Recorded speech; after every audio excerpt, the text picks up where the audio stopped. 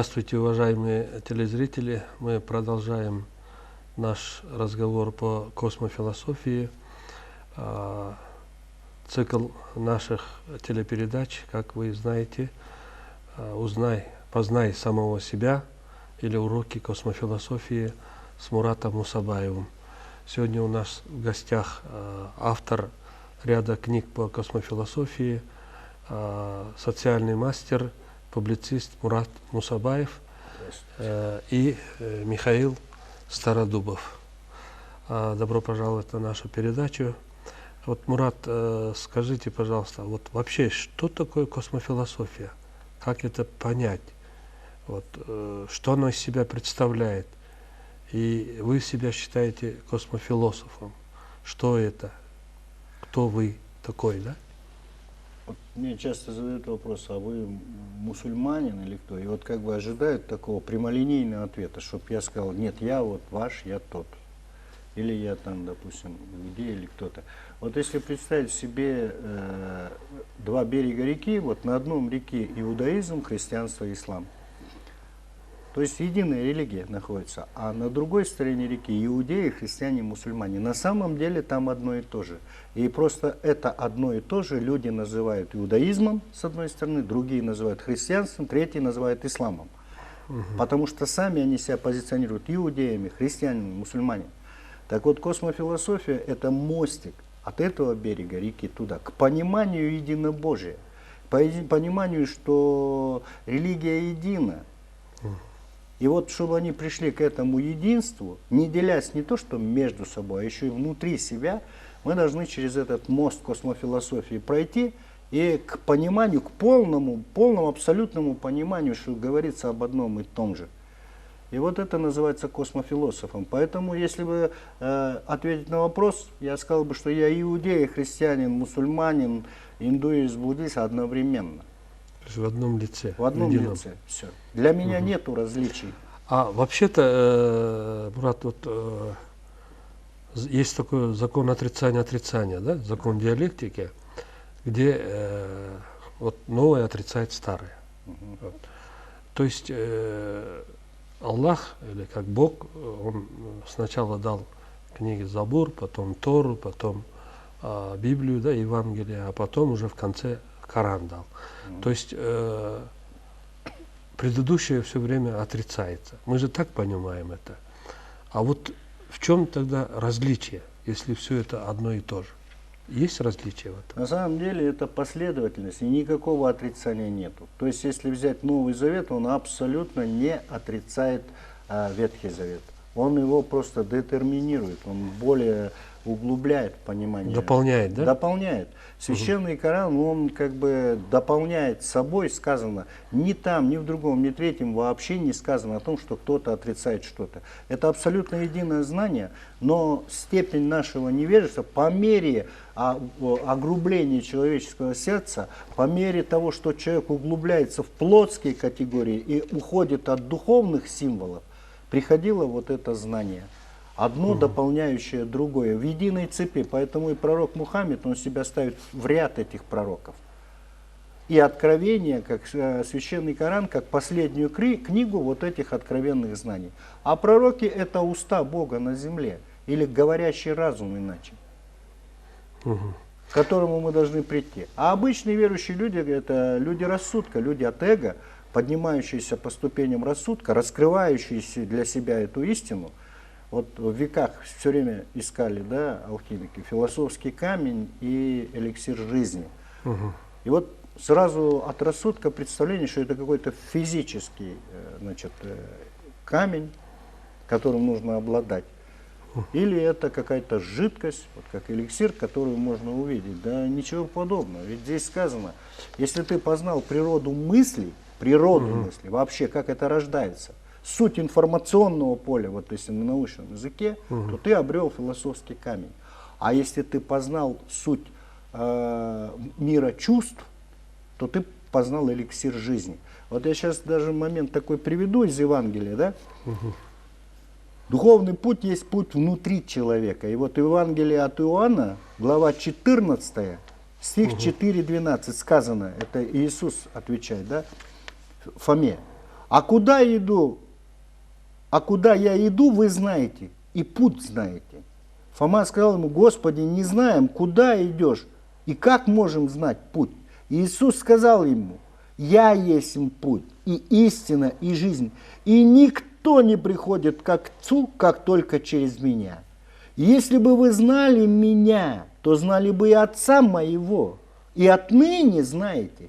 Кстати, и вас касается, и отныне знаете Его, и видели Его. Филипп сказал ему: Господи, покажи нам Отца, и довольно для нас. И Иисус сказал ему: столько времени я с вами, и ты не знаешь меня, Филипп. Видевший меня, видел Отца и Отца. Как же ты говоришь: покажи нам Отца? Разве ты не веришь, что я в Отце, а Отец во мне? Слова, которые говорю вам, говорю не от себя. Отец, пребывающий во мне, Он творит дела. Верьте, что я в Отце и Отец во мне. А если не так, то верьте по самим делам. Истинно говорю вам, верующий в меня, дела, которые творю я, и Он сотворит, и больше сих сотворит, потому что я иду к Отцу моему. И вот сейчас давайте внимательно рассмотрим. Конечно, если мы опять от рассудка посмотрим, что некто человек 2000 лет назад заявил, что он идет к Отцу, а мы все, извиняюсь за выражение, не при делах. Ну тогда это будет идолопоклонство. А ведь здесь сказано, да, что и отныне знаете, то есть и вы знаете, ибо Слово Божье, оно сейчас, здесь и сейчас. Оно вечно, оно не имеет смысла вчера, сегодня, завтра.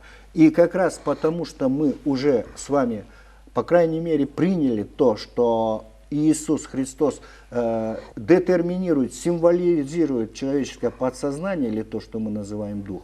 Вот воспринимайте это так, как подсознание говорит вам. Каждому внутри тебя. Оно говорит: я и есть путь, я и есть истина, я и есть жизнь. И если ты познаешь природу меня, а оно в тебе, понимаешь, то ты увидишь Отца моего. Это как раз то, с чего мы начали, да, что через подобие человека, ведь человек сотворен по образу и подобию Бога. И сказано: только через меня войдете. Ибо пока вы не познаете природу своего подсознания, духа, вы не сможете просто познать. И в любом случае, в конечном итоге, когда человек умрет, дух поглотит, вернее, душу вынет из тела, и, соответственно, вы в сферу подсознания уйдете, и, соответственно, к престолу Бога. Вот в шестой день, где Он сотворил человека, подниметесь. Это происходит с каждым. Это уже с вами произошло миллион раз, и с каждым, кто нас смотрит. И это еще раз повторится. Много раз. Но мы сидим и рассуждаем обо всем в границах рождения и смерти, и не хотим знать. Если нас еще теоретически хотя бы нам говорят, что там есть рай и ад, то нам не говорят, а как мы вообще сюда пришли. Это как бы вне сферы обсуждения. Поэтому прежде чем понимать, что будет потом, ты должен понять, а что было до, вообще, как я появился в этом теле, как вот это воплощение произошло. Вот это и есть космофилософия. И самое главное... То есть здесь человек должен познать, например, я должен познать себя не просто как там телевизионщик, журналист, там Темирбек. Да? Конечно. Я должен познать себя как дух. Как Вот человек. так, как человек, да, получается? Человек и есть дух. Человек это и есть дух ваш.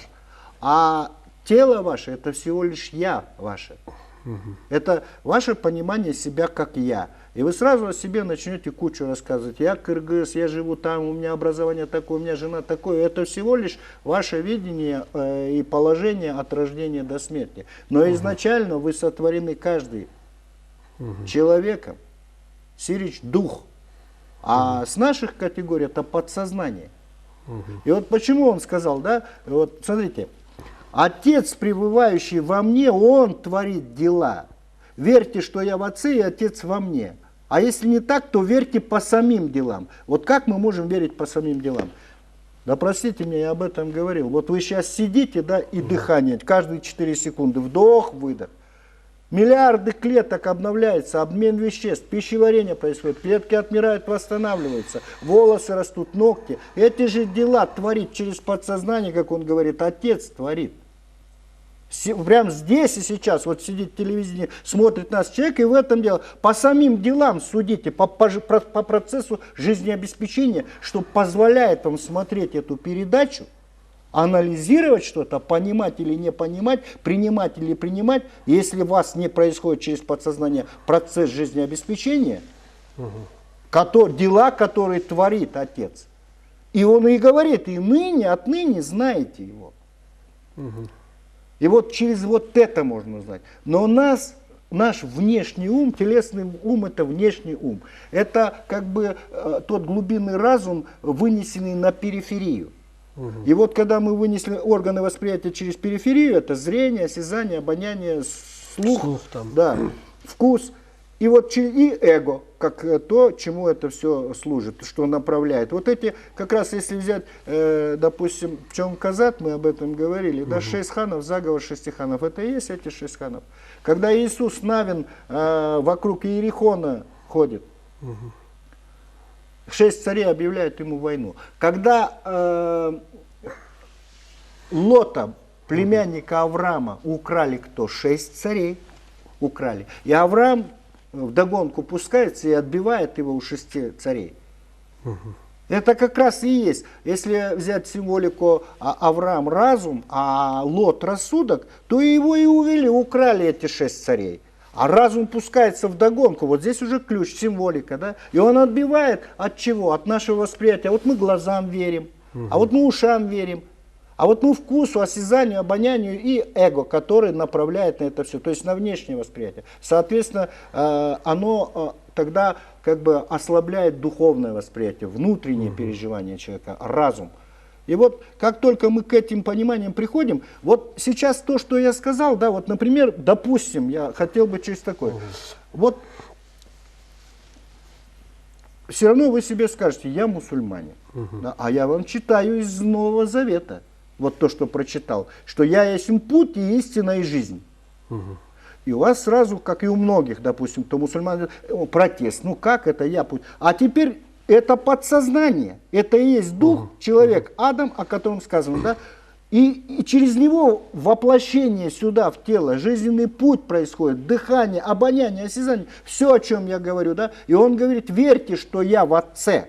То есть я в Боге, а Бог во мне. Подсознание, он говорит, вот с этой точки зрения вам придет в голову отрицать и сказать, нет, это не моя книга, но это будет невежественно, это будет заблуждение. Это будет телесное восприятие, и это никакой ни ислам, ни христианство, ни иудаизм. Мурат, я вот сейчас зачитаю один хадис, да, это в переводе Валерии Пороховой. Да. Здесь вот 49-й хадис, 48-й хадис, здесь говорит, мусульманин – это тот, кто никогда не причиняет вреда другому мусульманину ни языком, ни руками. И мухаджир есть тот, кто способен себя удержать от недозволенного, запретного Аллахом. Это от муслима. Вот как вы комментируете данный этот хадис?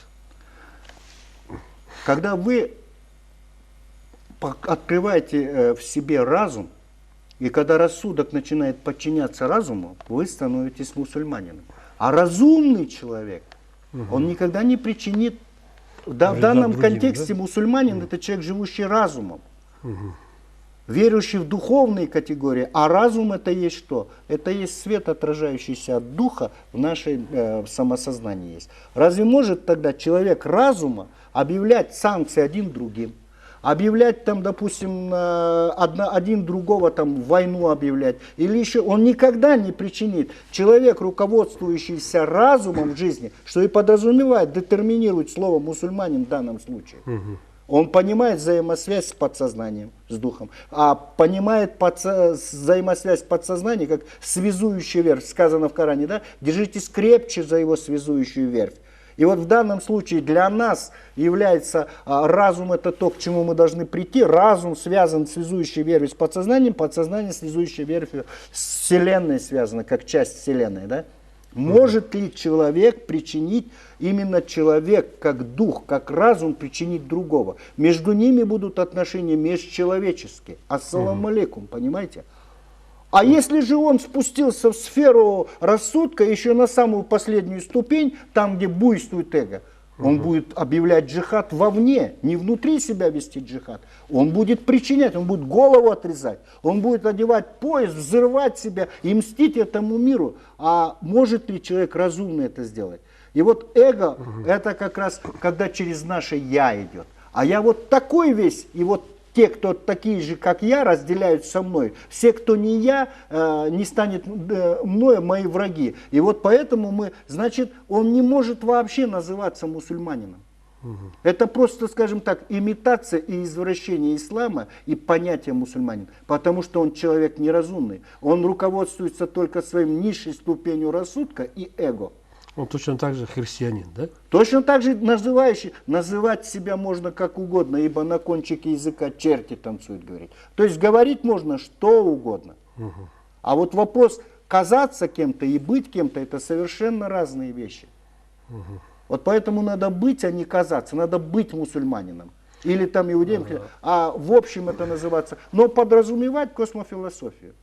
То есть иудеи через космофилософию постигают иудаизм. Христианин через космофилософию постигает суть христианства. Мусульманин через космофилософию постигает суть ислама. И все это вместе, в принципе, знак равенства. Одно и то же. Поэтому применили слово космофилософия к тому, что как единое знание. На самом деле абсолютно исходящее из этих источников. Теперь мы можем также сказать, что космофилософия – это путь, по которому можно найти философский камень, да? Конечно. Когда мы начнем углубляться в духовную, сокровенную, сакральную суть Священного Писания, мы поймем. Ну вот изначально мы же начали с первого стиха Библии. «Вначале Бог сотворил небо и землю, земля же была безвидна и пустая, тьма над бездной. И Дух Божий носился над водой. И сказал Бог, да будет свет. И стал свет, и увидел он, что он хорош. И назвал, и отделил Бог свет от тьмы, и назвал свет днем, а тьму ночью». Вот, во-первых, здесь сказано, небо, это не в том понимании, как вы телесно видите, и земля, а в том понимании, что это мир чувств, небо, духовный мир, и мир мыслей. Или для научных людей это энергия и информация. Вот с чего начинается. Но информационный мир еще в тот момент безвиден и пуст, потому что еще не начинается, как сказано, не было человека, чтобы обрабатывать землю, и только пар исходил от земли. И вот как раз с точки зрения информационных технологий начинается что? Программирование всех вот этих вещей. И тогда начинается процесс творения. И появление как раз вот в этой реальности, не в этой реальности, реальностей много на самом деле. Наше сознание многоканальное, многоуровневое, многоволновое. И доказательство этому хотя бы переход ежедневный, еженочный переход в сон. Вы переходите, вы остаетесь в сознании, в теле самосознания, но просто переходите на иной уровень восприятия. Это каждый день происходит с каждым. И тем не менее во сне вы же прекрасно понимаете, вы же не теряете самосознание. То есть отождествление, что это вроде бы я. Я где-то нахожусь, передо мной какие-то события происходят. Вы идете точно так же, двигаетесь, вы какие-то действия делаете во сне, вы сталкиваетесь с какими-то ситуациями. Но единственная разница в том, что если при жизни вы руководите этими процессами, то во сне как-то не совсем получается руководить и логически, рационально поступать. То есть для вас сон это как бы неуправляемое обстоятельство. Но вы возвращаетесь к жизни, и уже утром вы понимаете, что вы вошли в реальность, по крайней мере, регулируемую вами, управляемую. Вы утром можете встать, пойти там попросить прощения у кого-то. Ну, можем, если вы сделали там какую-то ошибку. Да? Вы можете пойти исправить что-то. Вам это дано. Во сне вы как бы не можете исправить. Потому что здесь мы находимся в границах рождения и смерти, то есть в условиях горизонтальных причинно-следственных связей. Но каждая причинно-следственная связь горизонтальная, она предопределена вертикальной, то есть предопределена. Ибо когда во втором стихе Библии мы будем возвращаться просто для того, чтобы по принципу повторения мать учения. Бог отделил воду от воды, то есть информационный мир он поделил надвое. Символика вода. И стала вода, которая над небом. Он же установил твердь, которую он назвал небом. Над небом и под небом. Вот мы в данном случае находимся в материальном мире под небом. А здесь уже начинается вещественный мир. соответственно, телесный, и все формы, начиная от стола, стула до нашего тела, это вещественный мир. А там тоже материальный мир, откуда мы пришли сюда. А над ним духовный мир. И вот он символизирует Царство Божье, это духовный мир, Царство Небесное, это материальный мир над небом и материальный мир под небом. И все это три. Вот здесь даже я как-то записывал маленький момент. Почему, как вот в библейских, вот есть такой хороший момент, да? Книга Бытие, глава 6, стих 16. Когда он Ною говорит, а Нух это как основоположник знаний, да, который Авраам поднял. И он говорит, и сделай отверстие в ковчеге, и в локоть сведи его вверху.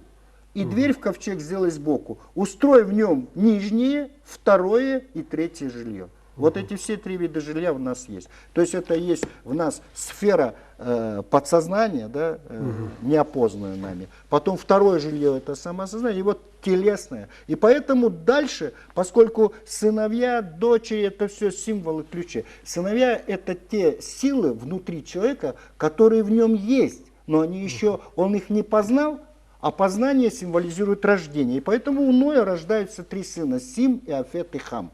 Как три силы, некогда заключенные в нем, но когда он их познал, вот для нас, например, если ребенок находится в животе, мы как бы, или еще не зачат, но он уже есть с точки зрения предопределения. Потом он начинается, и вот тогда всякая душа, символически забеременев чем-то, хотя бы познать. Вот уже когда беременная женщина, она не ложится на живот, она боится плод повредить. Она уже питается так, чтобы не навредить плоду. Она там сигареты не употребляет, там, спиртное не употребляет. То есть она уже в интересах этого плода, подразумевая плод. Потом в какой-то момент она его рожает наружу. Вот с этой символики можно понять то знание, которое начинает нас томить внутри, требовать какого-то ответа, мы беременеем, и вот это растет, растет, и вдруг мы озарение, мы видим это, но эта сила, проявленная наружу, она же должна еще вырасти.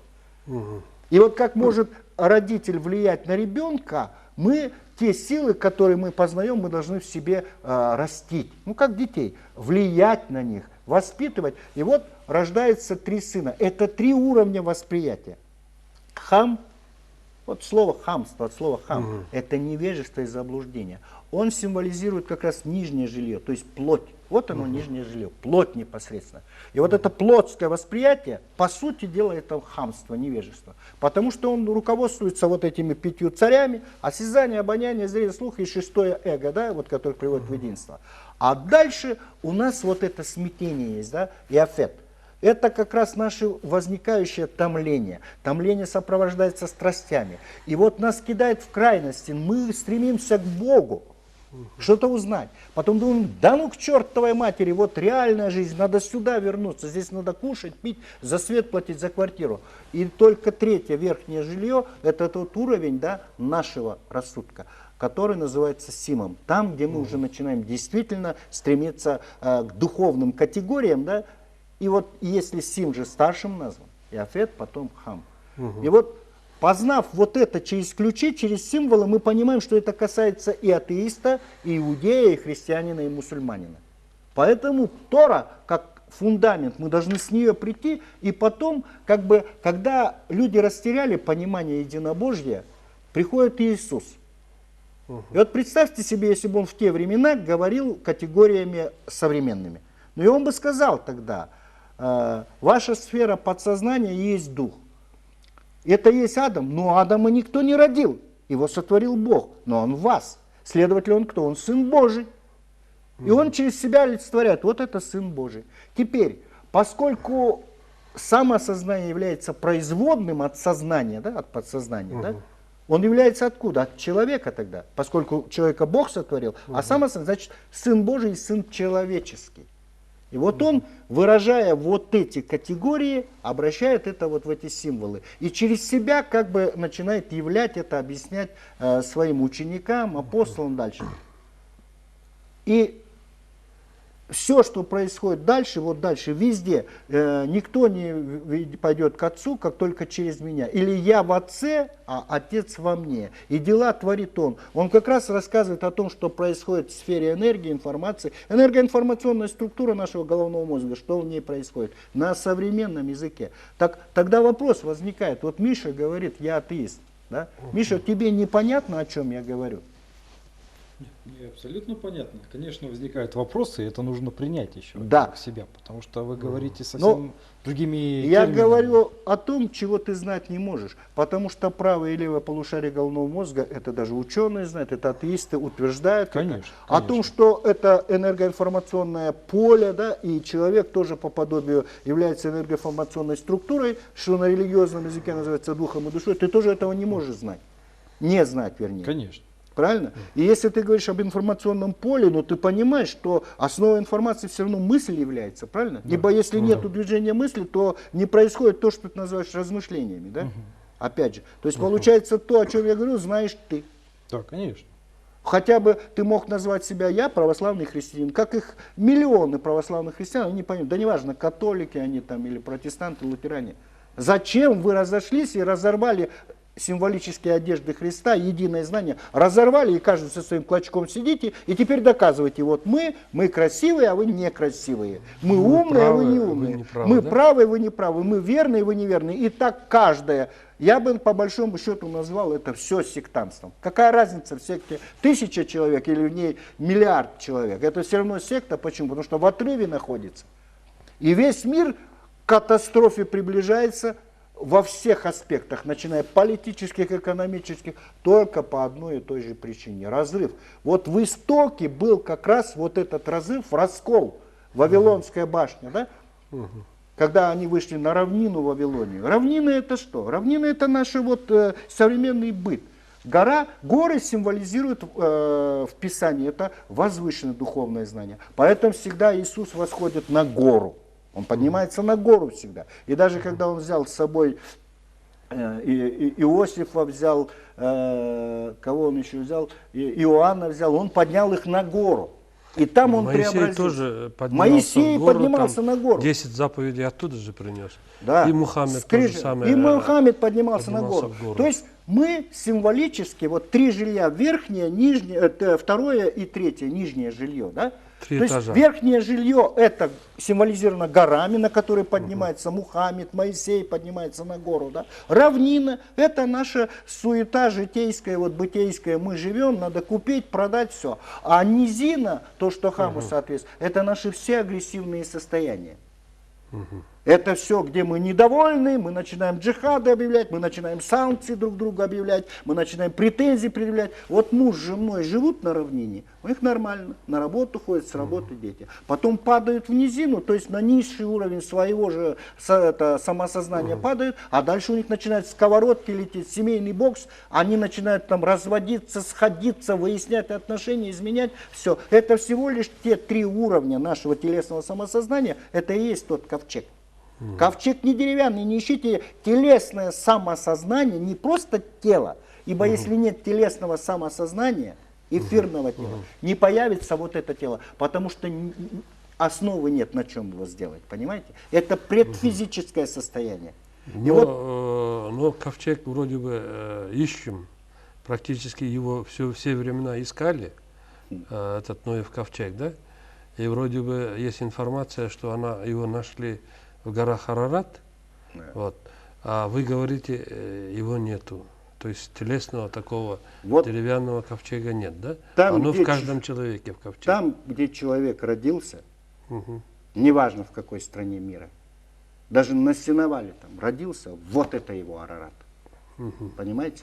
У каждого свой Арарат. То есть ковчег в каждом человеке. Ковчег это телесное самосознание, это абсолютная суть телесного самосознания, состоящего из 3 отсеков. И вот здесь же сказано, да, устрой в нем нижнее, второе и третье жилье. И вот дальше он говорит, и вот я наведу на землю потоп водный, чтобы истребить всякую плоть, в которой есть дух жизни под небесами. Все, что есть на земле, лишится жизни. И дальше сказано, да, впредь во все дни земли сеяние и жатва, холод и зной, лето и зима, день и ночь не прекратятся.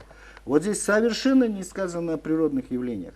Потому что, поскольку мы сказали, Бог сотворил небо и землю, земля же была безвидна и пуста, и Дух Божий носился над водой. А вот здесь говорится потоп.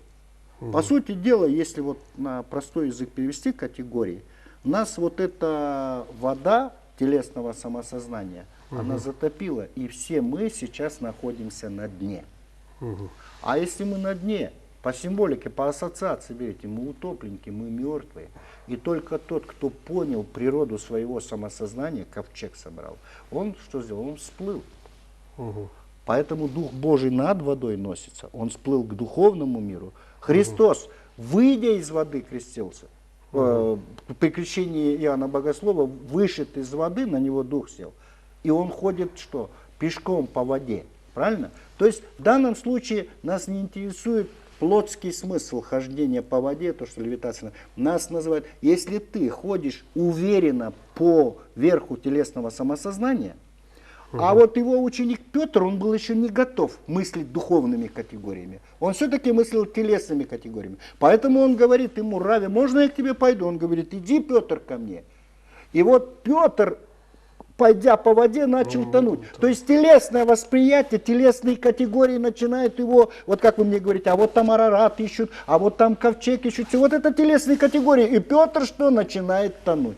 И он говорит: Господи, я погибаю, и он его поднимает. И он тогда ему говорит: маловерный, если бы веры в тебе было хотя бы с горчичное семя, вы понимаете, да, о чем речь идет? Телесные категории нас засасывают так, что мы начинаем за здравие, даже находясь там на проповеди церкви, а кончаем в телесных категориях за упокой. У нас всегда это так кончается. Созидательные процессы разрушением заканчиваются. И все это происходит в сфере нашего телесного самосознания. Все это имеет духовные категории. Понимаете? Поэтому Писание, почему в Коране сказано, что одни аяты в нем несут открытый смысл, другие скрытый в толковании своем? Потому что первый смысл, который кидается в глаза, он от телесного самосознания, от телесного восприятия, от эго. И вот тогда мы начинаем говорить: а вот он еврейскую книгу принимает, а вот это Иерусалим там, а этот здесь. И вот начинается плотское, это блуждание ума, это спекуляции называется. Так почему мы спекуляцию от религиозного знания называем собственной религией? Здесь религия это вообще на другом полюсе находится. Понимаете? А вот как распознать в данной ситуации? Откуда приходит? Да. А вот, кстати, мне как-то очень хорошо задали вопрос. Он говорит: вот я пошел в буддизм, потому что, говорит, в Библии и в Коране этого нет. Я говорю: а ты не искал в Библии и Коране, поэтому и не нашел. И вот он тогда, я ему говорю: вот смотри, притча о как раз Иакове и Исаве, двух братьев. Это сыновья этого Исаака, сына Авраама, которых Ревека родила. И вот когда он обманным путем получает, сначала покупает первородство за чечевичную похлебку. То есть наш рассудок, поскольку руководствуется эго, телесными категориями мыслит, по сути дела он за похлебку отдал первородство. А первым-то вышел Исав, следом за ним Яков. Это все говорится о разуме и рассудке, потому что, почему Исав старший первый вышел, как и Каин? Потому что в телесной природе, когда ты выходишь, да, наш рассудок, он абсолютно завязан на телесном самосознании, на природе тела завязан. Поэтому он как бы адвокат тела. А поскольку наш разум, он вторично, он только более глубоко находится, как Каин убитый, Авель убитый, да, как бы. И вот он как бы первенство, происходит борьба, вот единство противоположностей. И вот дальше о чем? Он благословение получает отца. И тогда Исав взрывается, и мать ему говорит: беги в землю отцов моих, в Харан. Это как раз материальная природа. Мать символизирует в данном случае материальную природу. А Харан это как раз, вот он бежит, и по пути он ложится и спать, и камень под голову кладет. И вдруг во сне, там очень много сказано обо сне, мы потом будем говорить об этом феномене сна, очень много будем говорить. Он видит лестницу, которая с неба упирается в землю. И по ней ангелы сходят и восходят, сходят и восходят. А на конце лестницы стоит Бог. И он просыпается, и это место обозначил камень, назвал это место Пениил. Здесь вообще не имеется в виду телесной категории. Нет, ну мы сначала символ прочитаем, сюжет, потом мы должны углубиться, понять его. Получается так, он увидел то, что Авраам назвал «умножая, умножу тебя». Когда Бог сказал «плодитесь, размножайтесь», он увидел нисхождение, восхождение. Это как раз цепь наших воплощений. Дух поднимается вверх, да? Это тоже ангел, да? Спускается вниз, потом снова набирается жизненного опыта. И вот эта бесконечная цепь воплощений, перевоплощений на земле, обновление личности, а дух и самосознание, душа одно и то же, понимаете? И разум. А вот телесный я эго. Я Иванов, Петров, Булкин. И на самом деле он для себя открыл, что мы существуем от сотворения, все. И сейчас, и тогда мы не являемся, как вам сказать, мы не являемся просто очевидцами того исторического этапа, на котором мы сейчас находимся. Как говорят, времена не выбирают, в них живут и умирают. Мы являемся на самом деле с точки зрения подсознания и самосознания, мы присутствовали в разных, мы делатели истории. Мы очевидцы всей истории. Просто на данном этапе мы не помним то. Но в нашем подсознании находится абсолютно как слой за слоем жизненного опыта, находится все от сотворения вот нашей цивилизационной расы. Мурат, а вот можно ли, вот, например, есть вот горизонтальная, да, вот от рождения до смерти жизнь, да? И есть, которые восходящая, нисходящая, вертикальная. Да? Причинно-следственные связи. Да. И вот вы говорите, что все это в движении. А можно ли вот, идя вот от точки А до точки Б, и постичь вертикальную вертикаль постичь, и те ошибки, которые были допущены вот в прошлые самые, да, их исправить? Можно ли такое? Вот или это предопределено, можно, что Миша, ручку, да, невозможно исправить? Вот. Не забыть дальше рассказать про Якова, да, я сейчас напишу, да, развлечение, да, развлечение, да. И вот здесь я хочу вам сказать, да, вот каждому воздается по вере его сказано, да. И теперь человек верит только в то, что является границей его убеждений, да.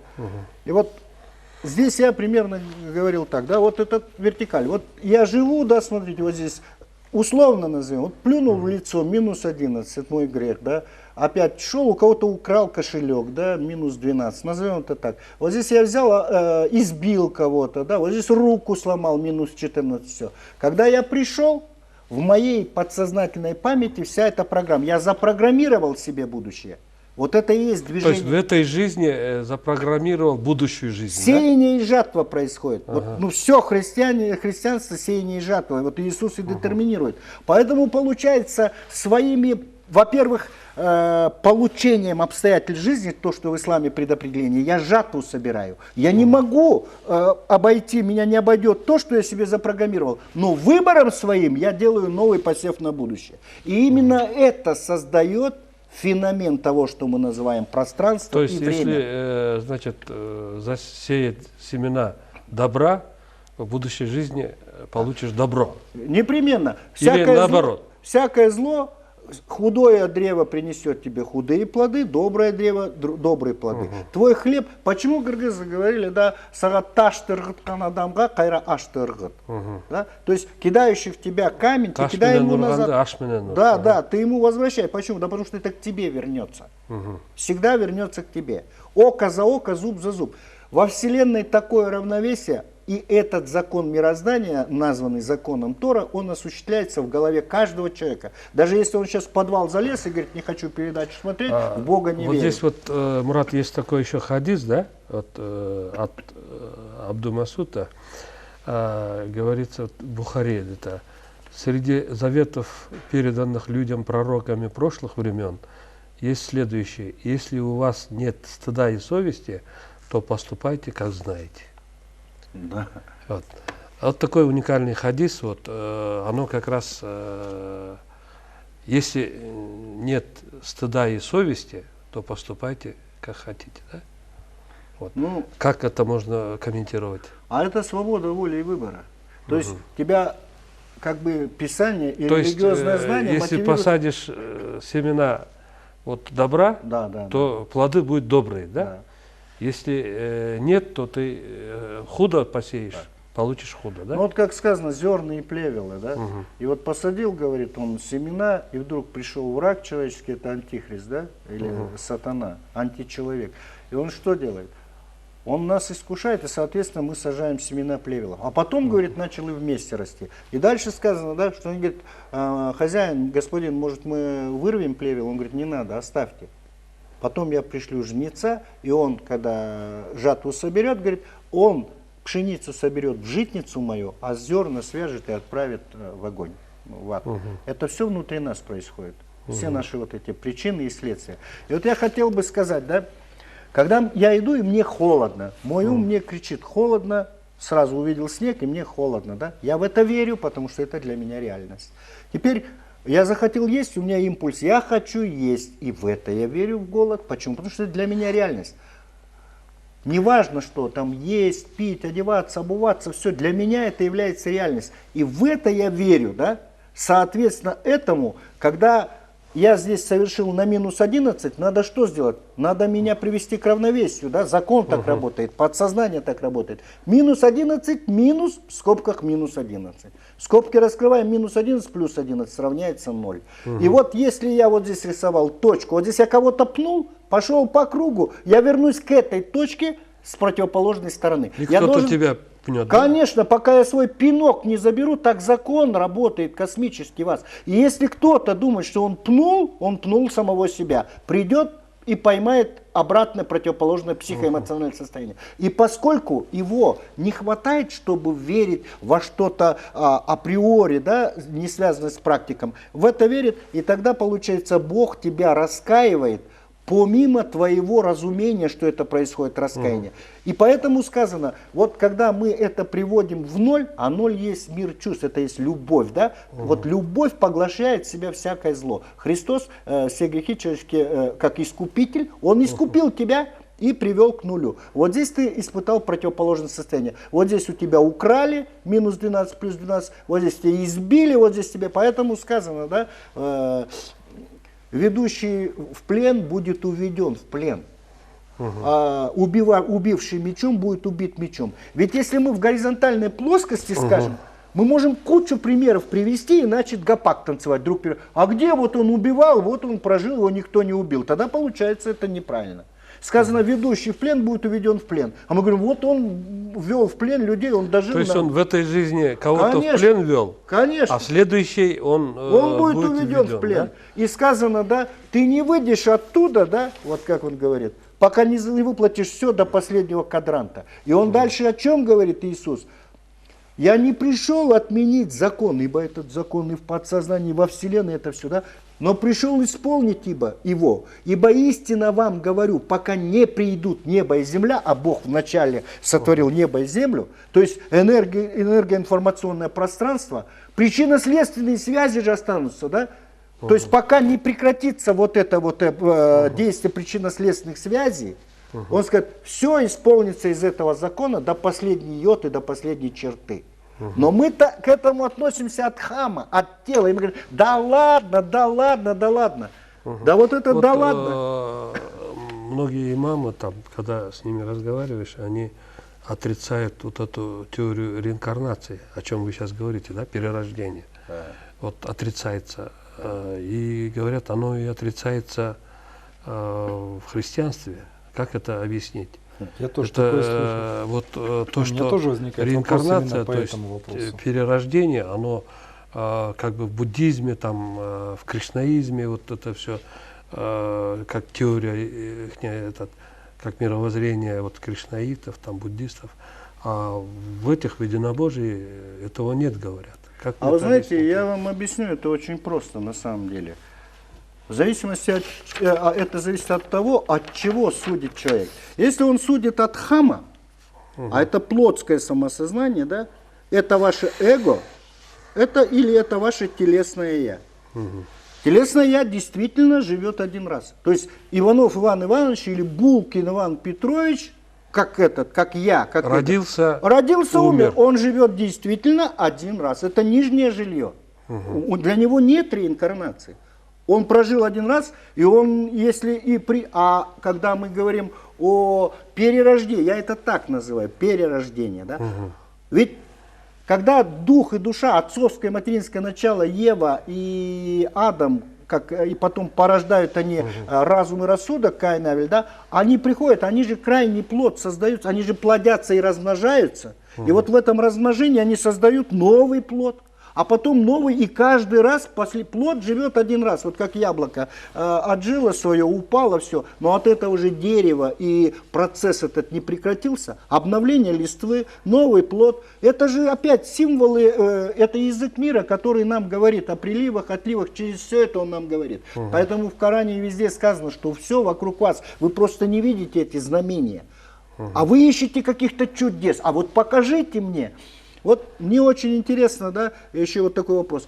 За Иисусом, вот если взять текст Евангелия, да, идут хромые, слепые, немые, прокаженные, идут. Ну, не идут к нему ни с инфарктом миокарда, ни с гепатитом С идут, ни со СПИДом не идут, ни с сифилисом не идут, да. Потому что здесь не телесные недуги имеются в виду, а духовные. Вот он идет, вот сейчас вы не обижайтесь, вот сидит Миша. Он духовно слепой, он духовно немой, хромой, и вот всех можно так назвать. И когда они открывают к себе, вот как раз поднимаются по ступеням рассудка и отождествляются с разумом, у них проходит что? Озарение, Слепота, прозрение, хромота, да. да? И он прозревает, и он, значит, говорить начинает, глухие слышать начинают, прокаженные исцеляются, а мертвые, поскольку мы все потоплены, они воскресают. Здесь нужно через духовный язык познать. Ибо если мы не будем через космофилософию видеть, для нас мы будем говорить, а вот тогда он шел, а вот он исцелял. Да, и такие знамения могут быть. И бывают, и сейчас есть. Понимаете? Исключительные. Но это не повседневная практика. Просто элементарно. Иногда мне хочется сказать. Вот вы собрались, вы молитесь веками, вот целое там я не знаю, да, всевозможно, все молятся. Почему мир не исправляется по молитвам вашим?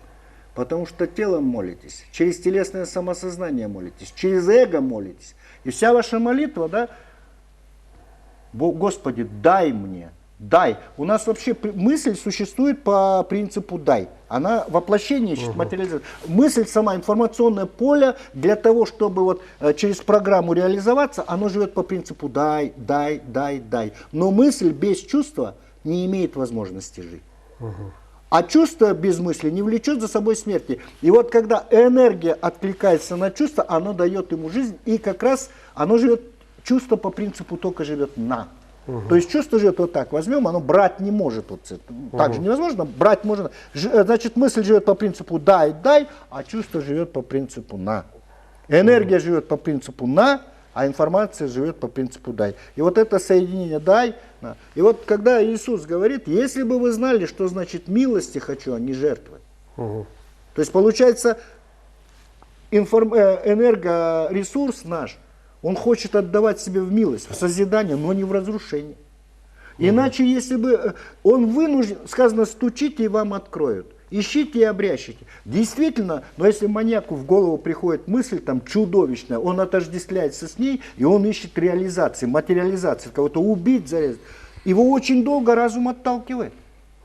То есть сфера чувств его отталкивает, он не хочет, он хочет в милость, на благотворительность, а он-то просит, ломится туда, дай мне, дай мысль, да. И он в конце концов себя в жертву должен принести. Он приносит жертву, а утром пишут в Битцевском парке, нашли расчлененный труп, тра-та-та, тра-та-та. Была материализация? Была. Война случилась? Да. Бомбы разбомбили? Да. То есть любая мысль, она материализуется, да? Есть положительная мысль, вот отрицательная, все это мы сейчас материализуется. как раз вот вернемся вот в этот момент. Это как и в Евангелии сказано. А как различать мы это духа от дьявола? Или от Бога. Это как раз дар развлечения. Это то, что мы говорим, гора Аль-Араф, да, сура 7, да, Корана. Это как раз мы говорим о горе, вот горах, вы уже поняли, да, возвышенные духовные состояния. То есть, когда мы поднимаемся на определенный уровень духовного понимания вещей, Мы начинаем видеть, от рассудка это идет, от эго это идет, от дьявола, или же это идет от разума, от Бога идет, соответственно. Понимаете? Мы начинаем различать мысли. И вот здесь как раз я возвращаюсь к тому, на чем мы остановились. Когда Яков бежит дальше в землю Харан, к своему дяде по материнской линии, это все символы. Почему материнская линия, почему дядя, да? И вот он приходит, и значит, по дороге он увидел у колодца пастухов, приведших отары для опоения. И вот там его Рахиль, в которую он любился, младшая дочь Лавана, и, значит, ее не пускают, пока все не попьют. И вот Яков, камень не отодвигает, пока все не соберутся. Яков отодвигает камень и набирает ей воду. Что означает колодец? Колодец это духовно. Здесь о духовном идет речь. При мысли к водопою, вот условно даже вот паства собирается по одному, по два, да, и им должны, допустим, проповедь читать или объяснить какое-то знание, да. Они пришли к колодцу, к водопою, вот привели, да, все. И приходит Рахиль, он ее напоил. Это все равно, что Миша меня спросил о чем-то. Я отодвинул колодец, я не стал ждать, пока все соберут свои отары. Я напоил Мишу, и вот его Рахиль внутренняя, я сейчас объясню, что это такое, да. Он приходит к Лавану, и она говорит, вот он мне помог. А дальше Лаван выбегает и узнал, что это его племянник. Он его обнимает, и значит, Яков начинает, он живет у Лавана. И он влюбился в Рахиль и просит ее в жены. Ему Лаван говорит, ну, отработай мне. И вот он 7 лет работает за Рахиль.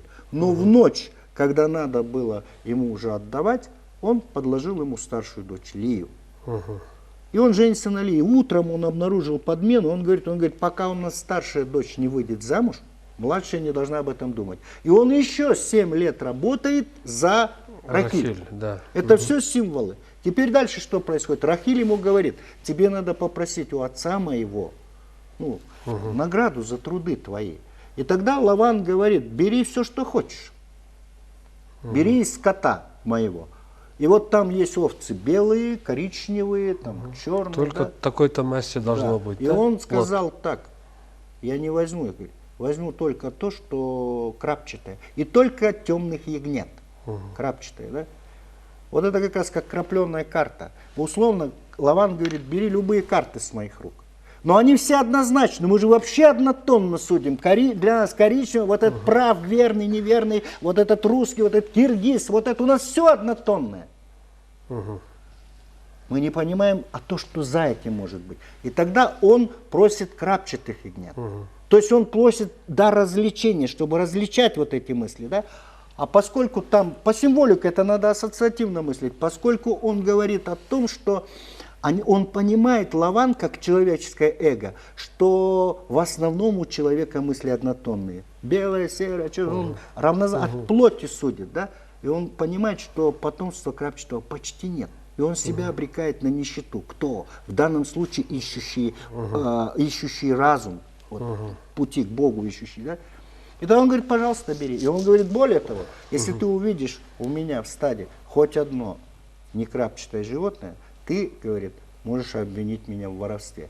И тогда он что делает? Он берет веточки миндаля и чинара и нарезает их поочередно вот полосками. То есть здесь с кожицей, здесь без кожицы. Здесь с кожицей, здесь без кожицы. Здесь с кожицей, здесь без кожицы. И он кладет их в поилки. И скот, приходя на водопой, перед водопоем, значит, спаивался, пил эту воду, и все потомство стало крапчатым. О чем это говорит? Вот это как раз то, что мы говорим, кожица, а мы крайняя плоть в кожице. Здесь от эго рассуждения, мысли от эго. А здесь, где нет кожицы, это то духовное, скрытое, тайное, под кожицей скрыто. И вот он в каждой, это говорит о том символике, что в каждой буквально жизненной ситуации он стал видеть то, что к нам приходит от эго, через кожицу, через это, и то, что от вот, сокровенного под кожицей. То есть он обрел дар развлечения. Он поднялся по символике ислама на гору Аль-Араф и стал понимать. Вот мы с вами как-то говорили, да, что очень сложно в себе одеть внутреннюю паранджу, и даже условно там обнаженная женщина, которая тебя искушает, соблазняет, она к тебе подходит, сложно преодолеть вот эту энергию. Мы будем говорить, что вот самая главная энергия, символизированная Рувимом, да, который возлег на ложе отца и осквернил его ложе, да, это речь идет о социальной энергии. Очень сложно не поддаться этому искушению. Так вот весь вопрос в том, если мы однозначно судим белое, черное, коричневое, мы увидим голую женщину, мы судим от хама, от нижнего жилья, мы хватаемся, и у нас начинаются всевозможные. А дальше гей-парады, однополые браки и все формы вот этого развращения и растления находятся. Но когда ты имеешь вот дар развлечения, ты не эту девушку видишь уже перед собой, а ты видишь ту силу как раз, которая Привело к тебе. которая привела ее. И когда твой левый глаз видит голую женщину, а правый видит ситуацию, вот уже без кожицы, в полноте, что привело, и ты одновременно видишь, и ты не ей говоришь, ты ему говоришь. Ты что думаешь, я тебя не узнал? Внутри. Как только ты его узнал, он силу теряет. Вообще эго – это сила сомнения человеческого. И как только ты начал распознавать эту силу, она перед тобой власть теряет. И вот этот демонический потенциал в человеке, который через эго проявляется, он теряет над человечеством силу. Над любым человеком. И вот об этом, если вы этого не видите в Писании, то не в коня корм. То это не иудаизм, и не христианство, и не ислам. Ибо вот все, что я сказал, это вот сейчас мы говорим о разделе истории. Миша, разве ты можешь это не принять? Сказать, а я не иудей. Да нет, это я атеист сейчас понял. И вот как раз через космофилософию сейчас мы будем говорить о том, что постепенно, дай Бог, там мы 80-100 уроков проведем, как Бог даст дней. Не с каких-то категорий, чтобы я вам говорил, да вот я такой ум, да я такой же, как вы, я человек из толпы. И вот как раз мне хочется, чтобы через язык простых категорий, вот сейчас даже просто вот какой-нибудь там человек, ну занятый, ну отложит компьютер на минутку, знаете, так прислушается, подумает и начнет искать в себе. И когда он будет это экстраполировать на себя, у него внутри будет вот все вскрываться. Он скажет, слушай, ну это знаю. А действительно, я не говорю ничего, чего бы человек не знал. На этой земле не существует человека, который бы не знал то, о чем я говорю. Просто вся разница в том, что эта информация, с точки зрения информационного, она немножко опущена в глубину подсознания. То есть человек не задумывается о Не том, задумывается, что это не самое, пытается извлечь. Поэтому сказано, да, как же ты достанешь колодец глубок. Вот колодец глубок, она Иисусу говорит, а он говорит, я тебе дам источник воды, текущий в жизнь вечную, который внутри тебя. И вот когда он научится поднимать из глубин подсознания, из этого колодезя, понимаете, а не мыслить плотскими категориями. И вот на самом деле сегодня все человечество, мне не хочется сказки, да, там, или краски сгущать, да, а мы действительно подошли вот к некой такой вот черте, да, за которой либо мы должны все-таки прийти к этому пониманию вещей, а потом мы уже решим и политические проблемы, и экономические проблемы, и геополитические, все придет в норму. Миша, у вас есть вопрос? Да, конечно, у Мурату? меня есть вопрос. Вот смотрите, Мурат, вы как бы о мыслях говорите как о чем-то внешнем, что приходит в человека. То есть или как бы от Бога, или от его, грубо говоря, противостояния, да, от дьявола вы говорите. Но разве человек не сам как бы производит мысли свои? То есть, что говорит тогда об этом Писание? То есть, почему вы говорите что о том, что это как что-то внешнее? Мысль как информационное поле. Да? Вот элементарный вот пример приведу, да? Встретил человека, он что-то тебе сказал, и к тебе поток мыслей пошел, ты начал. Он же извне пришел. Посмотрел телевизор, извне пришел. Так, дальше книгу прочел, опять извне пришло, правильно? Вот мысль пришла. И даже когда ты сидишь вот в прострации, ни о чем не думаешь, и пришла в голову мысль. Мысль – это есть как раз единица информационного поля, которая приходит извне. А ты есть разум, который связан с Адамом, правильно? Это сфера чувств. Так. И вот мысль, как условно мотылек на огонь летит, мысль летит к источнику чувства, ибо она без чувства не имеет возможности жить. Она ищет чего? Оплодотворение символически. И вот когда чувство откликается на мысль, происходит то, что ты называешь размышлениями. Дальше происходит как раз психоэмоциональный процесс, то, что мы называем переживаниями внутренними. И вот в результате только этих переживаний может возникнуть то, что человек называет желаниями. Ну, сначала намерения, потом желаниями. Да?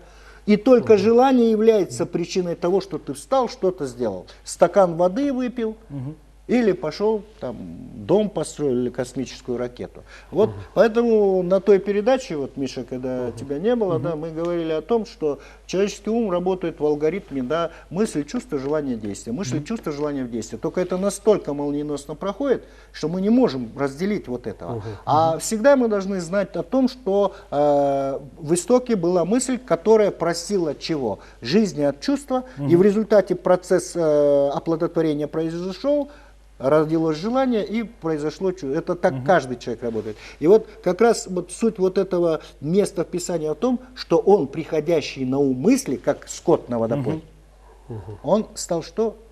Управлять ими. Ведь когда Бог создал человека, он говорит, да владычествует, создал человека, как мужчину и женщину создал их, это внутри каждого человека, этот мужчина и женщина, как мужское и женское начало, да? Сказал им, плодитесь и размножайтесь. И что он сказал? Да владычествуют они птицами небесными, рыбами морскими, зверями полевыми и гадами, ползающими по земле. Вот что это за 4 символа? А это как раз 4 категории, да, взять, мыслей. Это есть то, что по небу летает, ну, птицы небесные связаны с возвышенным, да.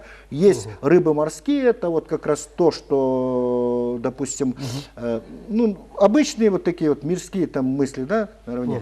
А потом дальше наши есть мысли, которые нашего телесного ряда. Вот, к примеру, когда сигнал идет, я хочу кушать, или мне холодно, это как раз звери полевые, это животные, ну, короче, тоже животное, да, символ животного. А гады, ползающие по земле, это кто? Это демонические мысли, которые вот нас склоняют ко всем видам, это символический змей, который развратил, это все мысли низшего пошиба. И если бы мне сказали, нарисуй, вот когда Бог разделил небо и землю, я бы взял вот так нарисовал. Вот, предположим, это все был небо, и он разделил небо и землю. То есть мир мыслей, мир чувств и мир мыслей. Но чувства сюда проникли, потому что мир мыслей существует иерархично. И вот эту верхнюю часть я бы назвал птицы небесные, вот это рыбы морские, но так условно, символически, потому что это не объяснить.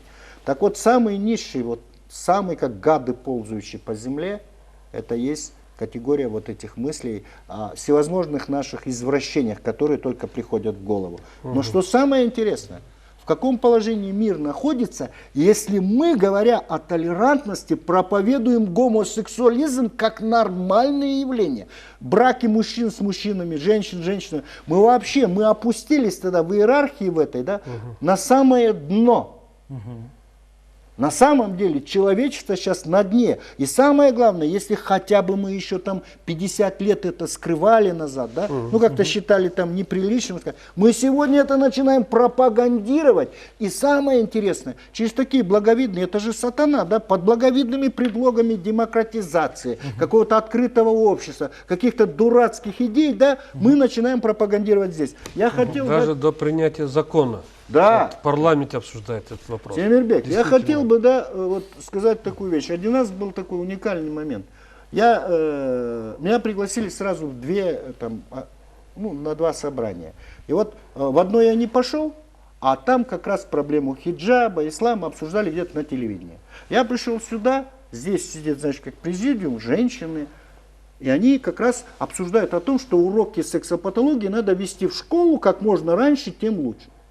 Я полюбопытствовал, взял книжку, а там написано, ну, если мальчик, так значит, задевает другого мальчика, так это нормально, это не отклонение от психики, а если девочка к девочке проявляет интерес, траля-ля, я вот это слушаю и смотрю. Сидят женщины, которым лет, ну, в районе под 60, ну, 55-60, мои ровесники. Я на них смотрю и говорю, вы ничего не понимаете, что происходит? Я, глядя на вас, удивляюсь. Когда мы учились в школе, то, о чем вы говорите, этого не было. Ну, каким-то образом мы женились, детей родили, как-то мы себя ущербными не чувствовали. А вы, говорю, глядя на банан или огурец, краснели стыдом. А теперь вы бежите вот учить, так это ваши внуки будут. Я не знаю, говорю, чье задание выполняете, или на чем вы хлеб зарабатываете, что вот это несете. Но самое главное, говорю, да, в другом. Сейчас в это же время в другом конце города в аудитории обсуждают хиджаб и все. Для чего сатана это делает? А он, говорю, вас одел на одну руку вот сюда, а здесь на другую, в одном и том же пространстве. Потом там будут одни силы в обществе созревать, а здесь другие. Для чего? Он создает для того, чтобы в один момент те прибежали к вам и начали резать. И вот когда вы здесь будете орать под ножом того, кто вас ест, вам хорошо бы вспомнить вот этот день, когда вы проповедуете вот эти уроки, вашу свободу, да, и проклянуть тот хлеб, который кто-то вам дал, через который вы здесь проповедуете то, о чем вы сами не понимаете. Вот как сказано, да, не сами не понимать, что утверждают и о чем они говорят. Вот это происходит на каждом углу. Можно с разных аспектов показать нашу жизнедеятельность, поэтому и возникла книга вот обратиться к аудитории вот именно с этими мыслями. Брат, давайте на сегодня на этом мы остановимся. До следующей встречи с телезрителями. Уважаемые телезрители, мы сегодня с Михаилом слушали прекрасные разъяснения нашего соотечественника, публициста, социального мастера Мурата Мусабаева. Тема нашей передачи была «Познай самого себя» или «Уроки космофилософии». На этом мы с вами прощаемся. До свидания, до следующих встреч.